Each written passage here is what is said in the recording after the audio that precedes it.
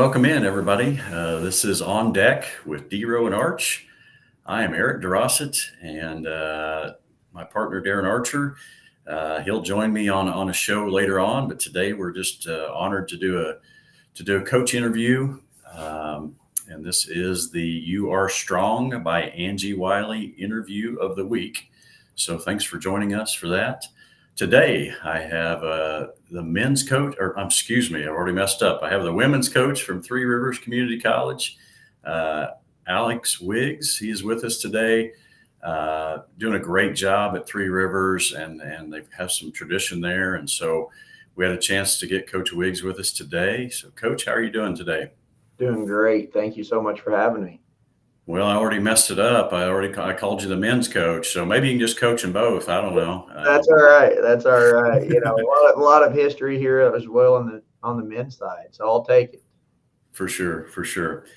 Well, hey, I usually start our interviews this way, and so I'm gonna stay on the same path here. Why don't you just tell us a little bit about your history as a coach and sort of the path that you've had that's gotten you to this point in your professional career?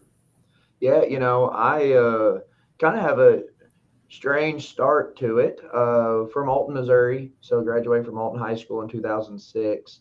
Went and played at John Brown University for a couple years and decided that I wanted to go focus on pharmacy school. I wanted to try to get into pharmacy school and do that, and worked in a pharmacy for a few months and decided that was not for me. So decided to get into the coaching life. Made a phone call and got on with Jay Spoonhour at Moberly Area Community College. Was a volunteer assistant my first year there on the men's side, and kind of just worked my way up. They got a new women's head coach, and they offered me the assistant women's job, and took that. And then, as they say, the rest is history. Was there for 3 years.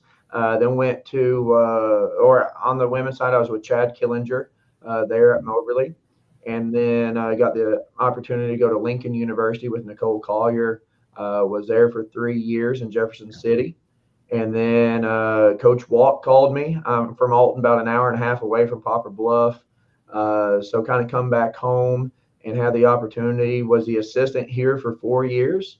And then I've been the head coach now for 5. So, kind of the journey here. Got to work under Jeff Walk. Coach Walk won a lot of high school games. Was a very good coach in the area, and so that's kind of my path to where I'm at. Kind of the quick version of it, but was just very fortunate that Jay Spoonhour gave me that opportunity there at Moberly. And just have been pedal to the metal ever since then, so to speak. Yeah. And you and I talked about this a little bit yesterday, but even now, as you're telling me your path, you mentioned John Brown, and obviously there's the Shihai influence there at John Brown, and then Shihai comes to Bolivar at SBU, where Coach Darren Archer was the head men's coach at SBU there for a few years, and a guy that I worked with as an assistant, Gary Keeling was his name, and he was a John Brown alum along with he and his brothers. So anyway, it's really a small world in the coaching fraternity. So I always enjoy hearing those stories. I'm going to turn to Pate. Go ahead. Oh, no, it definitely is. I was fortunate enough. My freshman year was under John Shihai there at John Brown, and then he retired. And then Coach Shihai took over there the next year. And so very, very fortunate with a lot of great coaches in my past, from Coach Hollis, Norm Hollis at Alton, to Blake Reese at Alton, to a lot of great role models and influences in my coaching career. Yeah. I mean, aside from my own parents, the coaches I've been around, even in my adult life, have more influence and taught me more than I've learned any other way. So those relationships are they're valuable and they're time tested. You know, those guys, you can still call them today, and they're going to give you 30 minutes of a conversation when you're in a hard moment. So those relationships are cool and they're lasting. Yes. I'm going to kind of shift gears here. We're going to talk a little bit about this year's team. You guys are having a ton of success, 20 plus game wins so far on the year. Just fill us in briefly about this year's team and just, I don't know, maybe their identity or what you think makes them different from teams in the past, and just kind of give us a little synopsis there. Yeah, last year we had 14 new players. We only had 2 returners. Ever since COVID, our classes have kind of been off. So we were fortunate enough to make an Elite 8 run last year, and we have 12 sophomores this year off of an Elite 8 team. And so one of those things that coming into the season, the expectations were really high for a team with that many returners. We had and I say that we only had 2 starters that were returning, but we had a lot of game experience coming back and a lot of big game moments coming back. And so a lot of expectations on this team. Like you said, we're 23-2 right now in the season, ranked number 4 in the nation. And so our 2 losses are to 2 top 15 ranked teams by a total of 5 points. So in both of those games, we lost in overtime. So, this team, kind of, like I said, they've been battle tested. I think we've played 6 ranked teams this year. We're 4-2 against those teams. And that was really our focus going into the year with a lot of these returners, was to challenge them early, challenge them often. And because, we like to say, iron sharpens iron. And so the only way that you're really going to find out your true identity, who you are as a team, is to go get tested, go put in those moments and put that time in. And this year, really, really proud of the way that they've responded. Like I said, we're 23-2 on the season, and this group is, kind of been our focus, has been kind of that toughness side of the ball. And it's those little things. We preach the way you do little things is the way you do everything. And so because of that, those loose balls, those 50-50 balls, offensive rebounds, making sure that we block out, don't give offensive rebounds, And so it's one of those deals that again, the girls have done a great job. They have really bought into the team aspect of it. They don't care who scores. I think we've had 9 different leading scorers throughout the year. And so they know that the team success will equal their success along the way. And I think that that's really what they bought into, and kind of, whenever you have a lot of returners, because they're all playing for a scholarship for that next level. And so during that time, you can have selfishness, which is 100% understandable. But this group has truly bought into the team aspect of it, and kind of put their own desires aside to try to go accomplish something great this year. Yeah. And you sort of referenced it, and I was going to go this direction with it anyway. In terms of the recruiting side of it, and basically you have everybody back. Obviously, the recruiting is a whole different deal in the last few years. I would guess that that's no different at the junior college level. So maybe, I guess where I'm going with that is just tell us a little bit about maybe the junior college recruiting side of it. And hey, has that changed any, and what's that look like over the past 2 or 3 years? For us, we have gotten, a lot more talented players. Like we have 2 ESPN top 250 kids on the team, just because they didn't get that opportunity at the 4-year level. Whereas before, those kids would have been picked up pretty quickly. But because, the 4-year school, like, is kind of, basically a junior college now, but at the 4-year level, because they've got to Yeah. recruit every year with the transfer portal and with all that stuff. And so what it's allowed us to do really is like I said, get kind of that next tier type player. And also what it's done is let us get some of those transfers, some of those kickbacks that want to come to junior college because they've got to play. Like I tell everybody, I mean, we can only play freshmen and sophomores. Right. We can't play juniors and seniors. So you go to the junior college, you go the junior college route, and you have the opportunity to play every single day. And the only way that you're going to get better in those moments, in a game, is by playing in a game. And I think that that's the biggest thing that has really helped us, with the transfer portal and with kind of the different recruiting as far as at the 4-year level. It has allowed us to kind of come in, and those opportunities are even greater now, because whenever kids are transferring from us to that 4-year level, they're not looking for kids to come in and come off the bench. They're wanting impact players. They're wanting juniors that can come in and lead the team and know that stuff. And so like I said, especially coming from a winning program, like that helps our kids tremendously. Yeah. Yeah.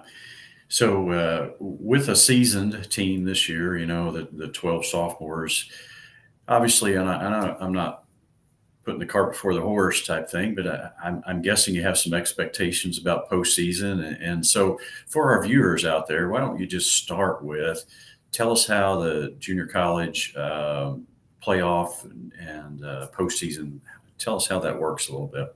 Yeah, so on the junior college side, we have 24 regions across the country. Uh, some regions are given a straight shot to the national tournament, and some regions have to play a district play-in game. So whenever it's all said and done, there will be 16 automatic qualifiers for our national tournament, and then there will also be 8 at-large bids. And so the at-large bids can go to any school across the country. There's no set parameters there as far as only 2 from here or 1 from there. It's just the next best 8 teams in the country. And so right now we are number 1 in our region. We're region 16, junior college region 16. Again, junior college has the same. They have Division 1, Division 2, just like 4-year level has. We are a Division 1 junior college. And so, like I said, right now we're about 3 weeks away from starting postseason play. We did lock up the number 1 overall seed weekend ago, and so we still got 4 regular season games left, though. And so it's like, hey, great job, we've accomplished that, but we can't, like you just said, we can't put the cart before the horse, so to speak. We've got to make sure that we finish out the regular season the way that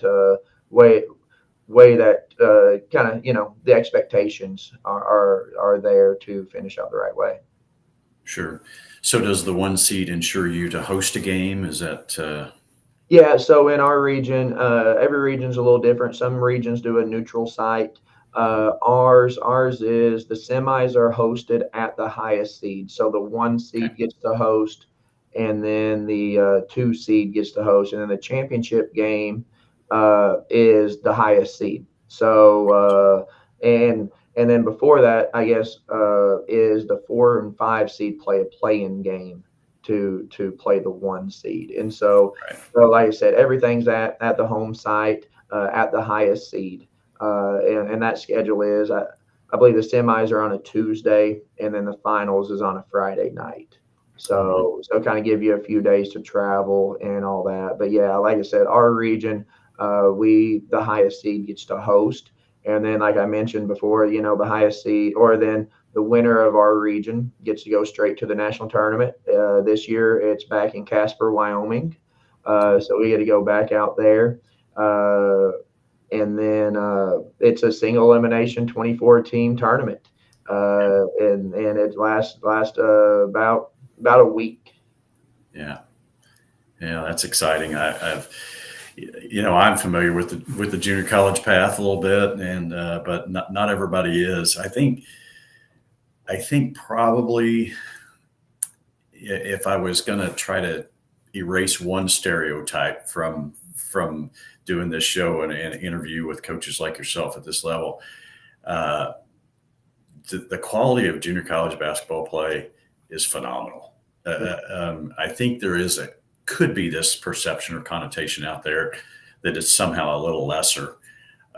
Not the case at all. And I'm going to give you a chance to speak to that for just a second. Yeah, junior college is like you said, maybe back in the day it was given, not seen in the same light Sure. as those 4-year schools. But we have, I believe, 5, 6 all academic team members. Have a team GPA of over a 3.5. And so it's not. It's for kids to come and get an opportunity, that may have been overlooked as far as their basketball. Or, we have, like I said, we have several kids on our team that had those Division I opportunities out of high school, but they wanted to bet on themselves and take an opportunity and maybe go to a bigger conference, or maybe, just to see, and like I said, bet on themselves and go showcase their skills. I mean, it's one of those. We have of the 12 sophomores, we have a majority of them have Division I opportunities, Yeah. and it's a great way again for kids to take a chance on themselves, because again, we can only play freshmen and sophomores. So you're going to get the opportunity to play and showcase your skills and your abilities. And it's a great way to, I don't want to say improve your stock, but also just get Yeah. more eyes on you, because sometimes, you go to these AAU events, high school, like you may not get seen. And so it's a great opportunity, like I said, to go get seen, go showcase your skills and abilities to those 4-year schools. Yeah. And I would even argue, that's really the way the 4-year schools have gone. Kids play as freshmen and sophomores, or use one or both of those years as a possible springboard or a possible different, better fit for them individually. So maybe the junior colleges had it figured out long before the 4-year schools did. Um, anyway, with the junior college conversation, I want to turn it this way. Um, there are some unique experiences in terms of the junior college athletic programs, all the way from travel to where you're going to play. Sometimes junior colleges don't have their own gym, so to speak, and so they use a community center or those kinds of things. My broad question to you is just tell us a little bit about junior college athletic culture and just sort of some challenges that you might face there, but then maybe give us some positive things that we wouldn't suspect. You know, and there are some places out there like that. I'm very blessed to be at Three Rivers, and we have a brand new $10.6 million facility with 3,000 seat arena, and all the local fan support, dorms on campus, all that stuff. Yeah. So from I'm at one of the best places in the country. Yeah, Yeah. and so, but yes, there are places, we have brought, recruits on campus from 4-year schools, and they're like, man, our facility wasn't even this nice at the Division I level. So we're definitely spoiled here at Three Rivers, in that area. But, there are places whenever we go on the road, we get to take big nice buses on our travel, but then there's some, that travel and they're in 15 passenger vans, or they're in stuff like that. And so the junior college is you see it out on social media, junior college made. It is because you have kind of sacrificed a lot to showcase your skills, your abilities. And again, all the credit goes to these kids. because, when Three Rivers started out, Coach Best, Gene Best won a national championship in Yeah. 1979, and they played at local schools. We didn't have a Yeah. gym on campus yet, and then once we got a gym on campus, he won another one, in 92. And Right. but now, like I said, and back then, they may have traveled in station wagons or stuff like that. So Right. Right. evolution, of junior college athletics, like, you can tell that, there has been a significant change because every gym we've been to, every place we've been to, credit to those admin and all that stuff for making those facilities. And, like, because it is such a great place. Junior college is a place for those kids to come in and develop and to kind of, grow both on and off the court and go to that 4-year level. So like I said, like, it has been like that, but in my 15 years, I've seen a great change Hmm.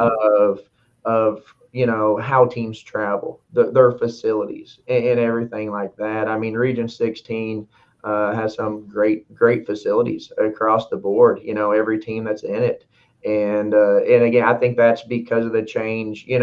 At that 4-year level, and kind of, promoting the junior college level to be competitive and all that stuff. So again, I'm really, really thankful for where I'm at, and proud of the way that the junior college athletics has grown.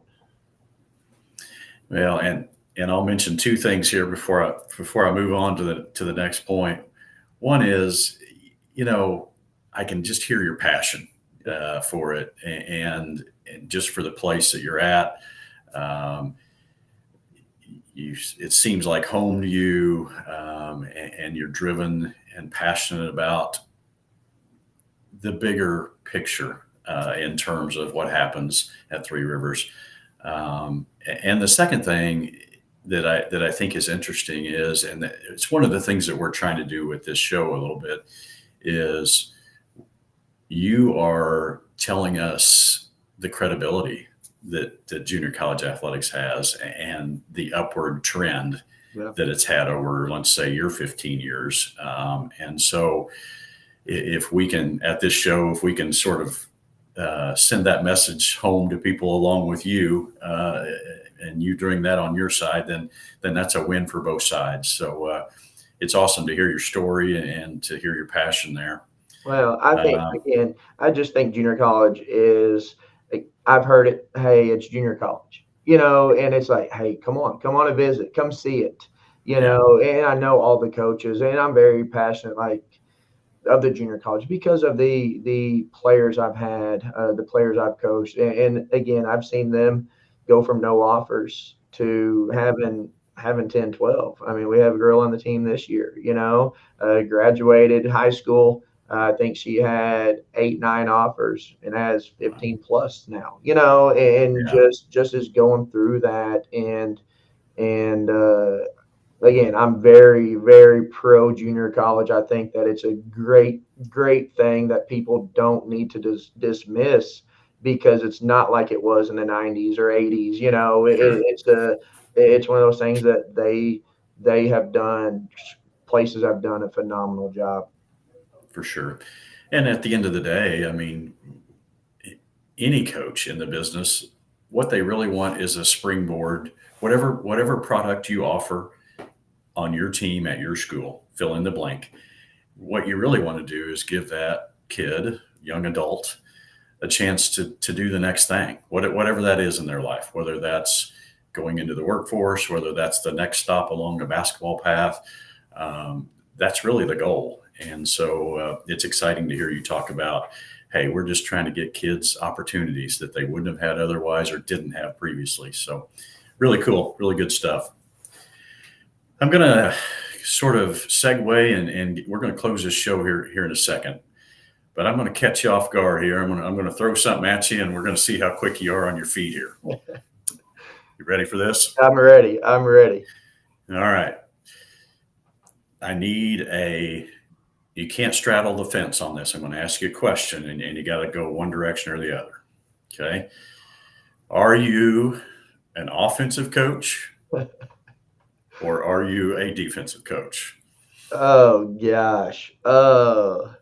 And I can't straddle the fence because Yes.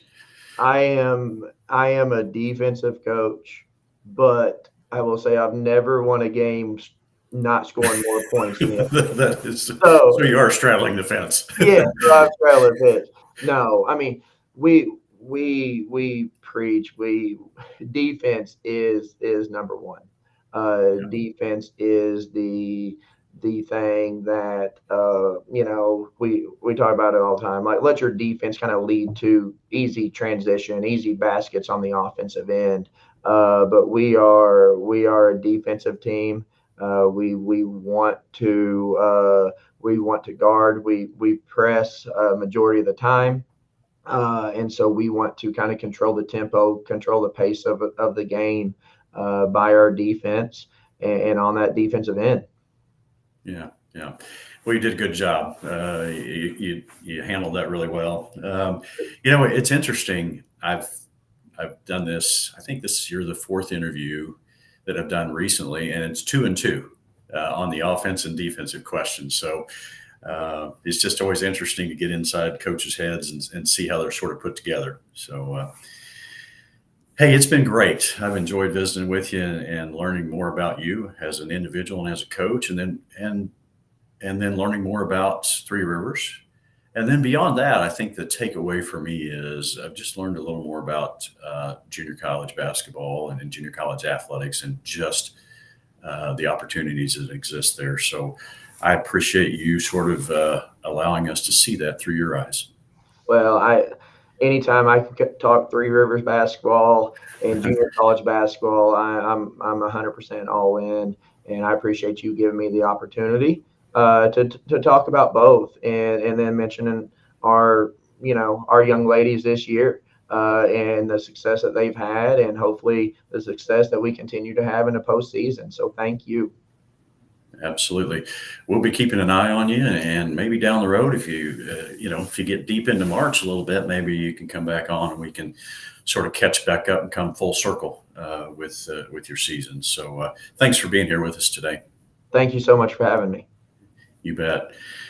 Hey, on behalf of Darren Archer, I am Eric DeRossett. You are watching On Deck. On Deck is a show that's under the Missouri Sports Network umbrella, and it's a show where we seek to focus on colleges in Missouri, and we really try to focus on small colleges and universities and junior colleges, and we had a chance to do that today. So you have been watching the You Are Strong by Angie Wiley interview of the week. Viewers, thanks for joining us, and we will see you next time. You guys take care, and we will see you soon. This has been a presentation